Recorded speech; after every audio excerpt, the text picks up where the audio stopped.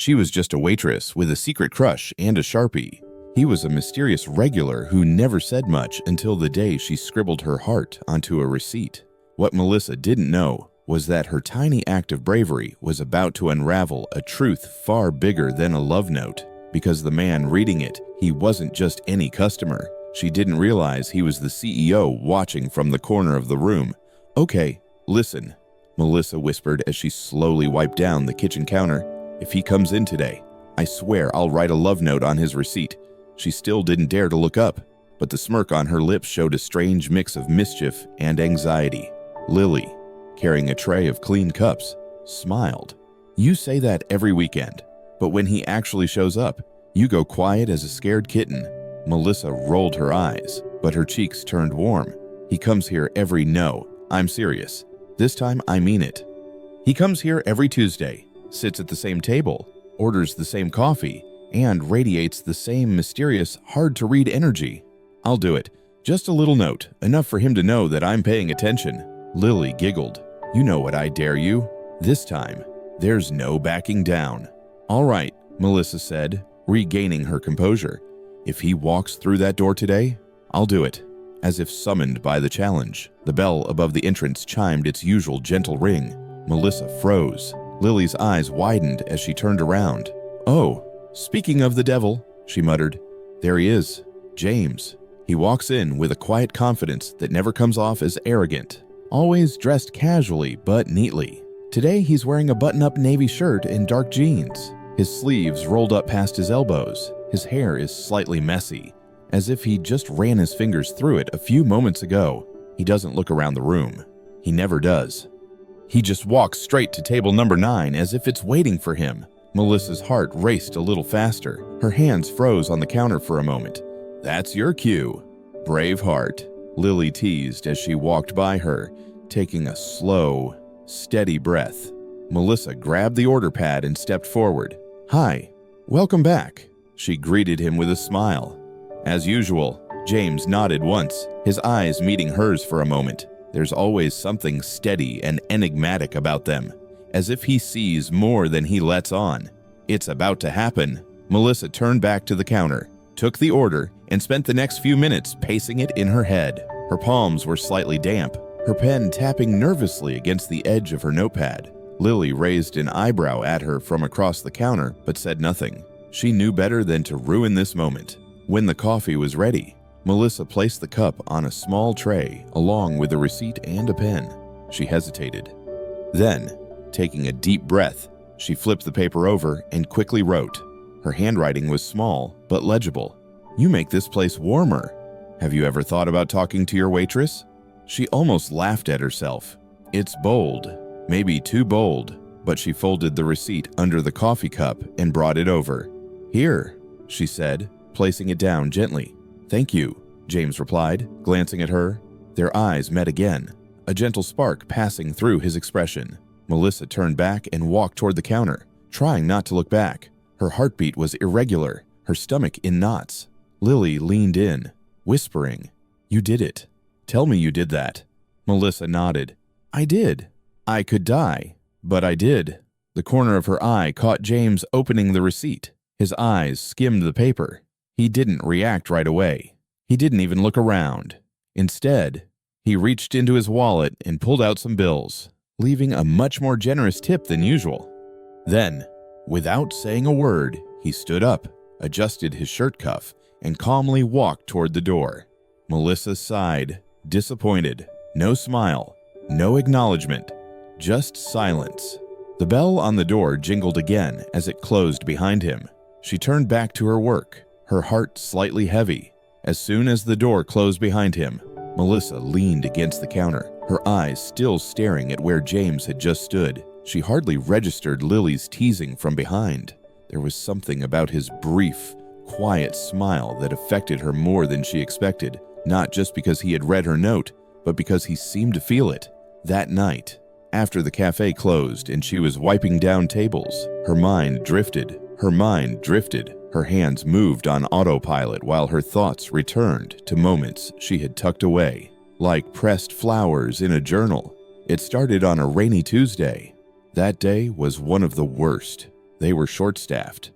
Melissa had dropped a tray of clean cups, and Mr. Dalton, the manager, had yelled at her loudly, "Be careful with what you're doing. Melissa, break anything else today and it will be deducted from your pay." Her hands trembled as she knelt to pick up the shards, her cheeks burning. She glanced over at table 9, bracing for judgment, or worse, indifference. Instead, James stood up. Clearly, it was an accident. He said, calm but firm, "I've been coming here every week. The service is always perfect. She's the reason I keep coming back." The cafe fell silent. Mr. Dalton mumbled something and walked away. James sat back down without saying another word. To him, it was nothing. But for Melissa, it meant a lot. Then came the chilly morning at the end of November. Her hand brushed against the edge of a metal cart. Just a scratch, but enough to sting her. She tried to shake it off, not expecting anyone to notice.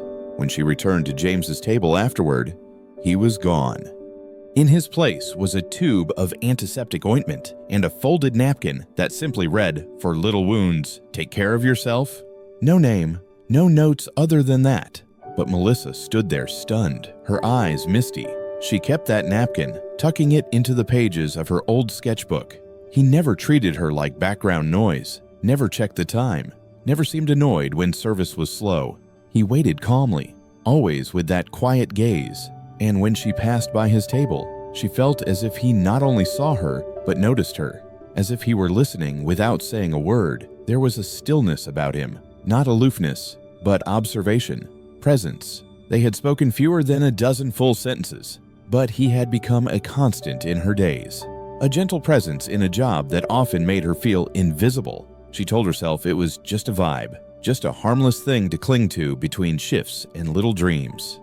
But as she began to look forward to Tuesdays, when she found herself fixing her hair in the reflection of the espresso machine, she knew she liked him more than she wanted to admit. What she didn't know was that James's presence at the cafe was not a coincidence. He had started coming here to work.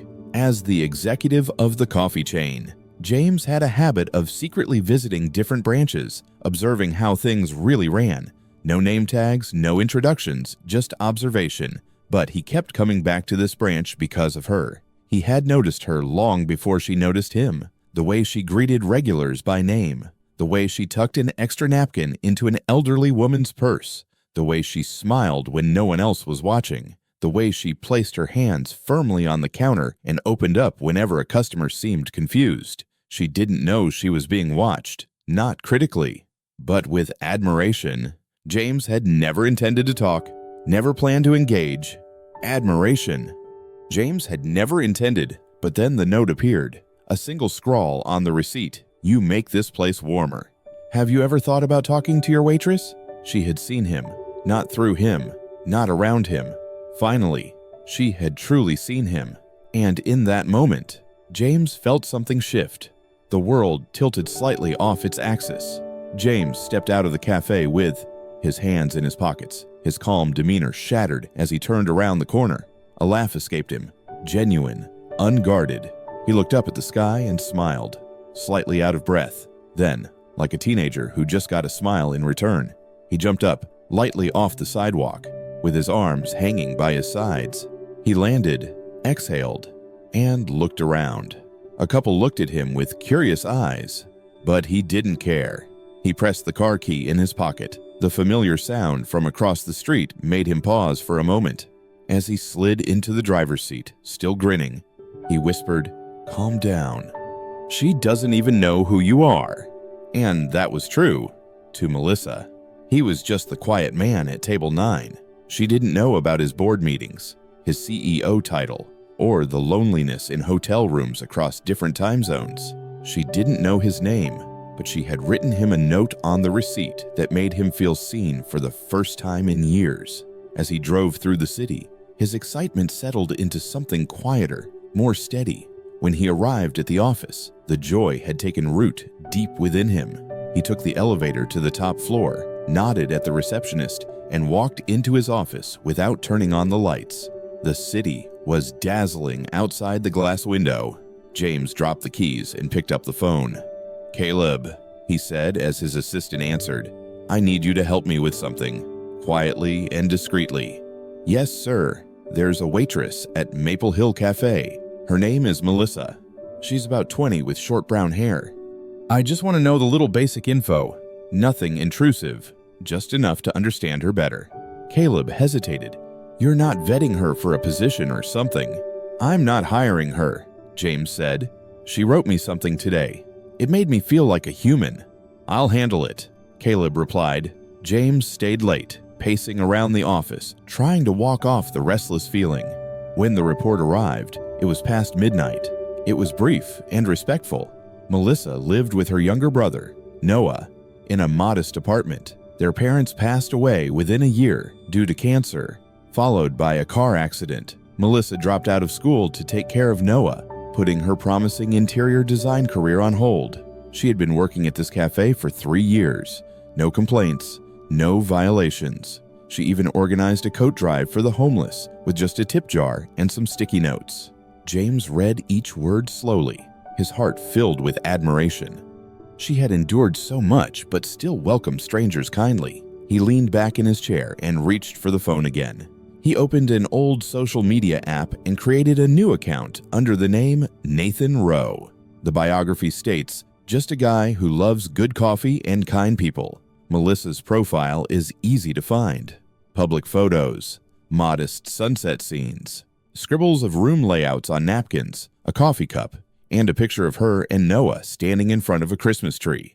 Without thinking much, James hits follow.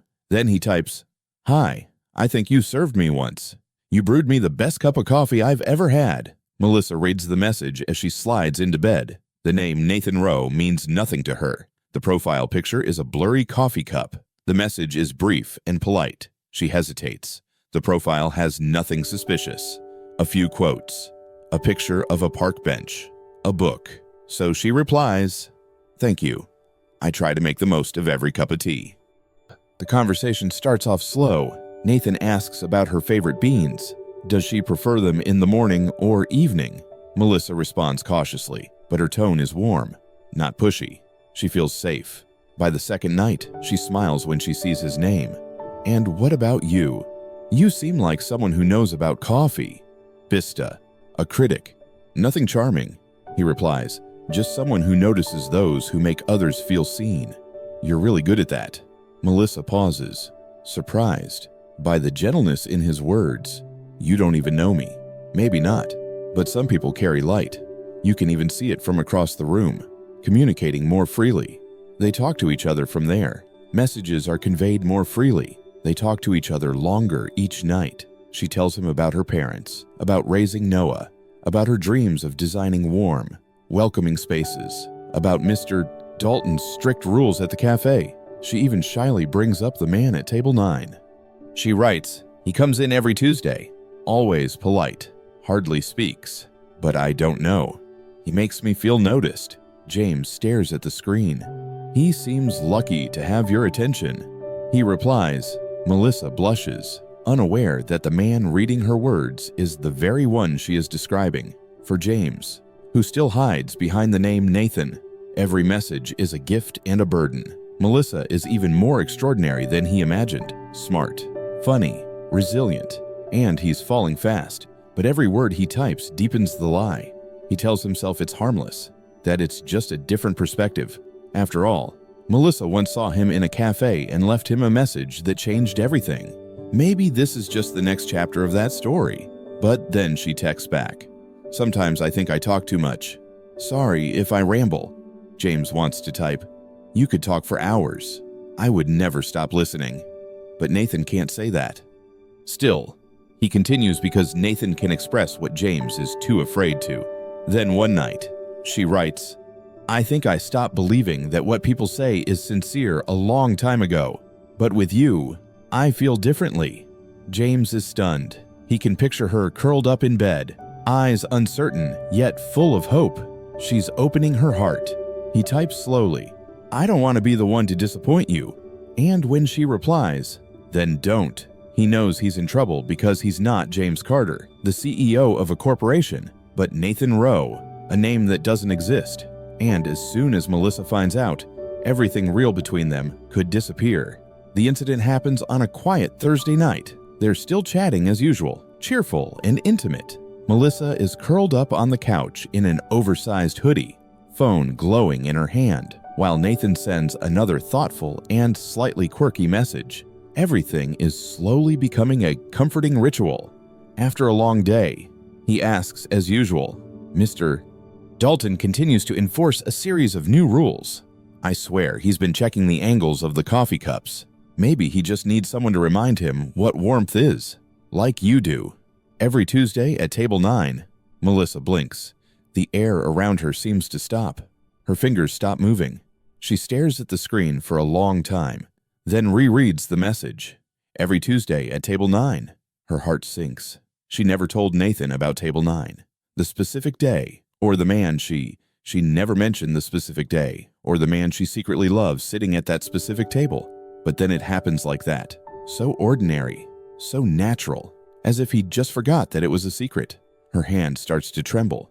Her mind races through every message, every word, every detail. She clicks on Nathan's profile. It's still empty, still vague, too perfect in its deliberate simplicity. An hour later, with her laptop open and her search skills in full swing, Melissa finally pieces everything together. James Carter, CEO of Brewing Coffee, photographed at a conference 3 months ago. Still the same face, still the same posture, still those kind eyes she has looked into every Tuesday. She twists in her stomach. He is Nathan. Nathan is James, a strange customer, the man who hardly says anything in real life. But he only communicated through messages, the man she had started to trust, who she might have even fallen for. And he had lied. The next day, Melissa went to work with her teeth clenched and her hands tightly balled up. She didn't cry, not yet. But when she opened the coffee shop door, she felt almost numb. James was already inside, not in his usual casual Tuesday clothes, but standing rigidly in a tailored navy suit, a discreet lapel pin attached, holding a tablet in his hand, surrounded by 2 assistants. The atmosphere in the room had changed. The staff stood straighter. The manager nervously lingered nearby. Melissa stared at him. He turned to her. His gaze was still the same, still gentle, still searching, but her gaze was no longer gentle. It was cold, and she felt hurt. He stepped forward as if he wanted to talk to her, but she turned away. For the next 30 minutes, James walked through the coffee shop like someone on a mission, calm, polite, and professional. But no one in the room knew that Melissa knew something. He reviewed the operations, pointed out outdated procedures, highlighted customer complaints, and even fixed some of Mr. Dalton's outdated policies. At one point, he quietly said, "Leadership isn't just about enforcing rules. It's about making people want to stay, not making them fear leaving." Mr. Dalton nodded, clearly uncomfortable, but for Melissa, it felt anything but noble. It felt like a performance, another layer of illusion. She could hardly breathe. He had been observing them all this time, playing the silent customer, watching and listening. Then, when he felt like it, he would hide behind the mask and step into her life with a new name. What broke my heart the most was that all this time, she remained honest. Every message, every memory shared, every fragile word she had sent into the vast digital world, he welcomed them not as James, but as a man pretending to be a safe space. That night, Melissa sat on her bed staring at her phone. The last message from Nathan James still sat there unread. "I'm sorry. Please let me explain. I never meant to hurt you," she typed, her hands trembling. "Why did you pretend to be someone else? Is this just a game for you?" The response came quickly. "No, I didn't lie to play. I lied because I was afraid the truth would scare you. I wanted you to see me first, the part of me that's just a person, not a title." But it was too late. Melissa felt her heart being crushed because he didn't trust her to tell the truth. And now she didn't know what had ever been true. She set her phone down and pulled her knees to her chest, trying to hold back her tears. For the first time in weeks, her screen remained black, and in her chest, something small and hopeful began to quietly break apart. Melissa resigned 2 days after the truth was revealed. She didn't scream or protest. She simply printed the letter, signed it with trembling hands, and left it on Mr. Dalton's desk.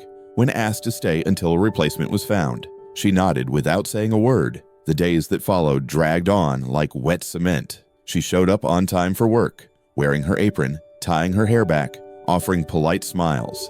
But everything about her felt empty. Her eyes, once filled with gentle light and laughter, were now dull with disappointment. She moved like someone walking through fog, disconnected and numb. "I just want this to be over," she whispered to Lily. "Every minute I'm here feels like standing inside a wound." 3 days after submitting her resignation, on a gloomy, rainy afternoon, the bell above the cafe door rang. Melissa was wiping the glass behind the counter, lost in her own silence when she saw him, James. This time he wasn't in a suit. No tie, no badge, no entourage. Just a simple button-up shirt and dark jeans. Still calm, still handsome, but different. Softer, more human. He sat at table number 9. Melissa didn't move. Her heart raced faster, but her face remained blank. He didn't wait for her. Instead, after a moment, James stood up and slowly walked toward the counter where she was working, taking leisurely steps, empty-handed. Melissa sensed his presence before he spoke. She kept wiping that glass. Even though it was already clean, she could feel his warmth standing right across from her, a warmth that once made her heart flutter. Now it just burned. James gently placed his hand on the edge of the counter.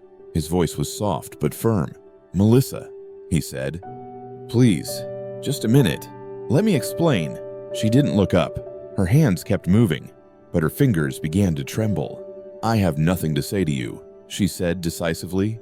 However, her throat tightened, heavy with the words she had yet to say. James hesitated, his mouth opening and closing, trying to find the words to make sense of it all. But Melissa had already turned away. She walked quickly toward the back exit, through the kitchen, past the revolving door, and into the alley behind the cafe. That was when the sky opened up. The rain poured down, soaking her within seconds. She didn't stop. She didn't care. The cold and damp felt strange, as if the world finally looked like her heart felt. "Why does it have to be him?" she whispered to the sky, her tears indistinguishable from the rain. "Why does it have to be a lie?" She heard footsteps behind her. Turning around, she saw James stepping into the pouring rain. No umbrella, no coat. The rain soaked his shirt, darkening his hair and dripping down. He reached her in 3 long strides, then gently grasped her wrist, breathing heavily. He moved toward her in 3 long strides, gently grasping her wrist, breathing heavily. "Melissa, don't go," he said, his voice trembling. "Please, just this once. Let me speak." She tried to push him away, but he held on tightly, not with force, but with silent desperation. "I never meant to hurt you," he said. "I never meant to lie. I went to that cafe for work. Yes, but I still went because of you. Week after week, I sat there not to observe the staff, but to watch you walk by. You stood there, cold, the rain soaking you to the bone. I've seen how you treat people," he continued, "with grace, with kindness. You've made the world a little gentler again. You remind me of something I had forgotten that I could trust." Melissa looked down, her lips trembling. "You created that fake account not to deceive me," James said. "I was scared that if I came to you as myself, as the one who signs your paycheck, you'd see everything but me." Melissa's shoulders shook. She covered her mouth with her hand as sobs rose from her chest. "Do you know what hurts the most?" she whispered, her voice hoarse. "I believed in you with every word you typed. You believed I was real." "I am real," he said, stepping closer. "I am the real Melissa, and I am still that man. Just scared, just in love." Her tears flowed freely. His tears did too. James closed the distance between them and wrapped his arms around her, holding her like a man who had waited his whole life to do so. He didn't want to promise anything with words. He whispered into her hair, "Let me prove that with time, with all that I have. I don't want a future without you in it." The rain didn't stop. The silence that followed didn't either. Because in that embrace, drenched to the bone, hearts beating in sync, they both knew there was no need to say anything more. Not yet. Not anymore. The ride home after the rain was quiet, but not heavy. Melissa and James sat in his car. Both were soaked to the bone. Their hands rested on their thighs. The heater hummed softly. And though they said nothing, the air between them had changed. Now, the atmosphere was lighter, no longer tense. James glanced at her, water still dripping from his hair. "I'm not asking you to forgive me right now," he said gently. "I just want to be here, until you're ready." Melissa turned her head, her eyes meeting his, for the first time in days. She didn't look away. In the days that followed, James kept his promise. He didn't send flowers. He didn't flood her phone with apologies. Instead, he disappeared from her daily life, but not from her world. He quietly reached out to the design academy Melissa had once dreamed of attending. He arranged a scholarship, full tuition, supplies, a small stipend.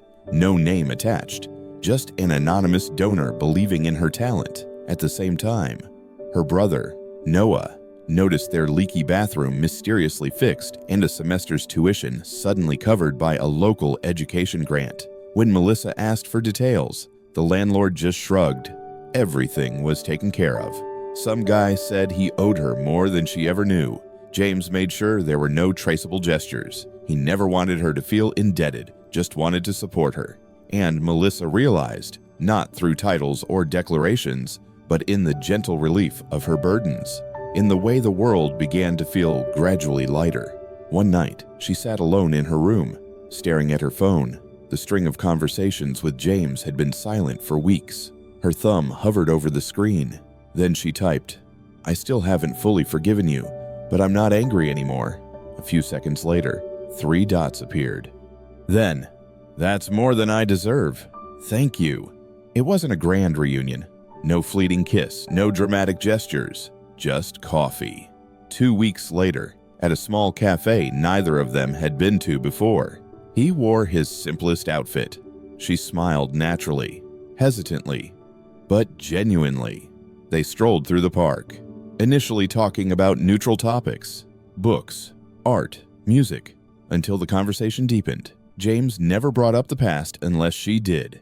He let her lead. Over time, Melissa stopped seeing him as the man who had lied to her and began to see him again, the one who left antiseptic for her scraped hands, the one who patiently waited at table 9 without checking the time. No titles, no roles. No, their relationship gradually healed. No titles, no roles, no illusions. They bypassed the cafe where they first met, not out of pain, but out of respect for what once was and what needed to grow elsewhere. James had given up his role as CEO when he was with her. With Melissa, he was just a man who learned that vulnerability wasn't a weakness. In turn, Melissa found peace in being with him, a kind of quiet safety, a safety without demands, without pressure. It was as steady as breathing. Then came the exhibition night. A local artist had invited Melissa to design the interior space for his display booth. She poured her heart into it. Every detail, every color, every placement spoke of her vision of warmth and connection. It was a triumph. People came, they praised, reporters took notes, and for the first time, Melissa felt like she wasn't just chasing a dream, but capturing and shaping it with her own hands. Late that night, as the lights in the gallery dimmed and the last guests left, James came in after her. He wrapped his arms around her waist, resting his chin gently on her shoulder. "You know," he whispered, "I want to be the only one sitting in the front row, watching you do what you were born to do for the rest of my life." Melissa leaned into him, closing her eyes. He smiled. A week later, she was gone. She returned home to find something waiting on the kitchen table. Not a ring, not flowers, just a small folded receipt, blank except for a handwritten note. "Still in love with you. Marry me." Tears welled up in her eyes before she could stop them. She laughed, then cried, and when James stepped out of the kitchen, hands in his pockets, hope sparkling in his eyes, she ran into his arms without hesitation. She didn't need to say yes. His embrace, her tears, her joy said it all. The past was behind them. The future, everything was just beginning. A year later, under the soft light of a golden afternoon, Melissa stood barefoot in a garden she had once only dreamed of. The trellises were draped with white flowers, the air filled with the scent of lavender and sweet citrus, and the wooden chairs were arranged in gentle curves framing a path of petals. Every detail had her touch simple, elegant. intentional. It wasn't just a venue, it was her masterpiece. The garden was part of a small event space on the outskirts of the city. Melissa had designed it from scratch, transforming a once overgrown lot into a sanctuary of beauty and tranquility. It was her first big solo project, awarded just a few months after she opened her gallery, and it became the place where she and James decided to get married. No hotel, no fancy banquet hall, just this sunlight, birdsong, and the most important people. Guests began to arrive, many familiar faces. Lily hugged Melissa tightly before the ceremony, whispering, "I told you he was the one." Melissa smiled, wiping away tears before they smudged her makeup. Even Mr. Dalton wore a tie far too tight for his thick neck and a gentler expression than she had ever seen on him. "You're always more than a waitress," he said as he shook hands with James. "Now I get it." James smiled charmingly. "She's more than anything I ever imagined." As the music began to play, Melissa stepped out from behind the floral arch, her white dress fluttering like the wind, her bare shoulders glowing in the sunlight. James stood waiting beneath the vine-covered trellis, hands clasped in front of his chest, a quiet yet radiant smile.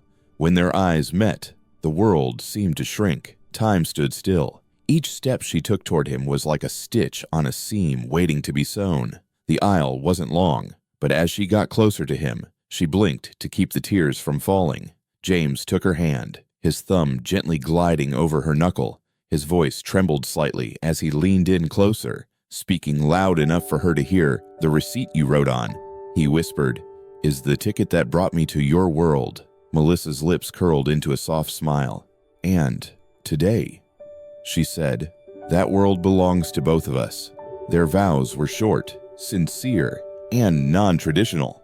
No rehearsed speeches, no grand declarations, just honesty. He promised never to stop claiming a seat at her table, James said evenly, looking straight into her eyes, to listen more than he speaks, to remember every Tuesday, never to pretend again.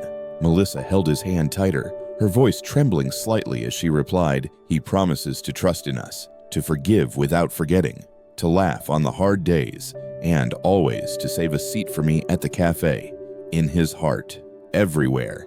The officiant declared them husband and wife. The applause erupted immediately, joyful and unrestrained. But for Melissa and James, it was just background noise. They were too busy standing in the moment of silence. Neither had thought they would reach the moment when all the wounds, mistakes, silences, and rain had led to this. A future built on truth and the courage to try again. After the ceremony, the celebration continued in the same garden. Long tables stretched beneath the string lights, food served family style, laughter ringing out after every toast. Someone found the old receipt, the one Melissa had written on that day, the cafe, and framed it under a glass box, placing it in the center of the couple's table. James smiled when he saw it. Melissa kissed his cheek and said, "It's so old." They danced without choreography, without pressure, just the sway of two souls who had weathered their storm. Then, as the sun dipped below the horizon and the first stars began to twinkle into existence, James pulled Melissa aside. They stood alone beneath the arch of white flowers, the same place where they had exchanged vows just hours before. "You still warm the world," he said softly. "And you," Melissa replied, her eyes shining bright, still making him feel safe. They kiss each other, gently, understandingly, completely. Because love in its strongest form isn't always like that. Through Melissa's story, we're reminded that sometimes the bravest thing we can do is speak our truth, no matter how small the gesture may seem. A simple note scribbled on a receipt became the first step towards something unexpected and beautiful. It teaches us that vulnerability isn't weakness, it's the doorway to connection, and perhaps even love. If you were touched by Melissa's quiet courage and the way she dared to reach out beyond her comfort zone, leave a comment to cheer her on. What would you do if you were in her shoes? And what do you think she should do next, now that her secret is out? Should she walk away or walk toward the possibility of something real? Your support means everything. Let's stand behind those who choose authenticity over fear. And if stories like this stir your heart the way they do ours, don't forget to subscribe to Touching Tales Hub. Because here, every story is a gentle reminder that kindness, hope, and connection are still alive and sometimes just one step away.